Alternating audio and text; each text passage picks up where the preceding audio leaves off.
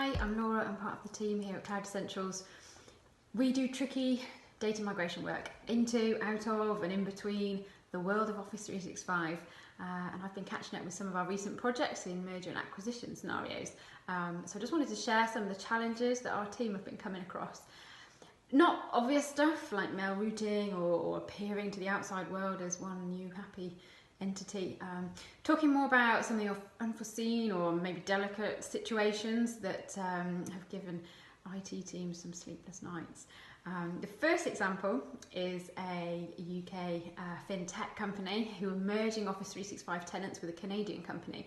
So they encountered a legacy application that ended up not being compatible with single sign-on and actually had no way of being upgraded so that it would work. So we ended up working with one of our oldest and dearest synchronization wizards to get some bi-directional password sync happening for this customer. And without that, their migration would have come completely unstuck. This next example was a bit of an odd one for us. We did lots of work getting legacy on-premises email archives up into Office 365. But this requirement was about hitting reverse gear and taking email from Office 365 back to an instance of Enterprise Vault on-premises. Not everything, just specific archives and stuff that was on Office 365 legal hold that had to go. So without that, the parent company wouldn't have had this complete record of data that technically now belonged to them. Not all acquisitions mean bringing ownership and administration of Office 365 centrally. We've actually seen it where the ongoing administration of Office 365 becomes quite a devolved thing. Different geographic locations, different business units, they might actually need to be managed quite independently. So in a recent scenario, it was actually imperative to divide up that administration of Office 365 for pure compliance reasons. So we've had to get our heads around some quite complicated requirements for that, and yeah, we found some really good tools to achieve it. Work that comes a little bit further down the track, maybe after the immediate rush of activity around a merger, has been around Active Directory. And yeah, restructuring AD is certainly not for the faint-hearted any day of the week, but add into that some of the data security and compliance and governance requirements from some of our customers, particularly regulated industries, and you can end up with quite a major piece of work. So we've gradually built up a process and an approach for tackling Active Directory migration that sort of we're building on all of the time.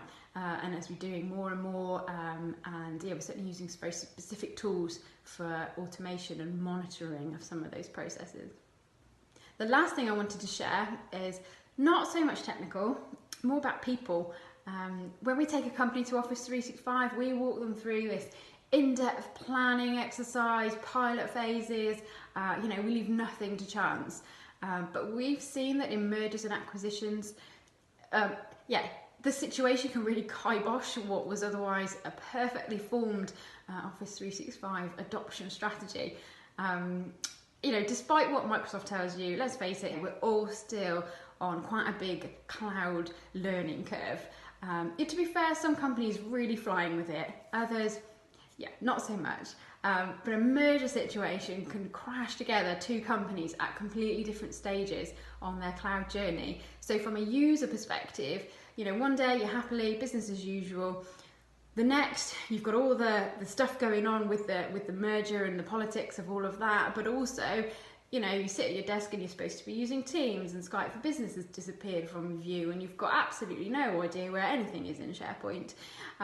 So we've found some really good techniques and got some services to help IT teams sort of keep momentum really with Office 365 adoption during the merger and after the merger. So yeah, just to prevent it all crashing and burning just because of a change really at a much higher business level. So that's some of the stuff I'm hearing about right now and some lessons that we're learning alongside our customers. No doubt there is more to come.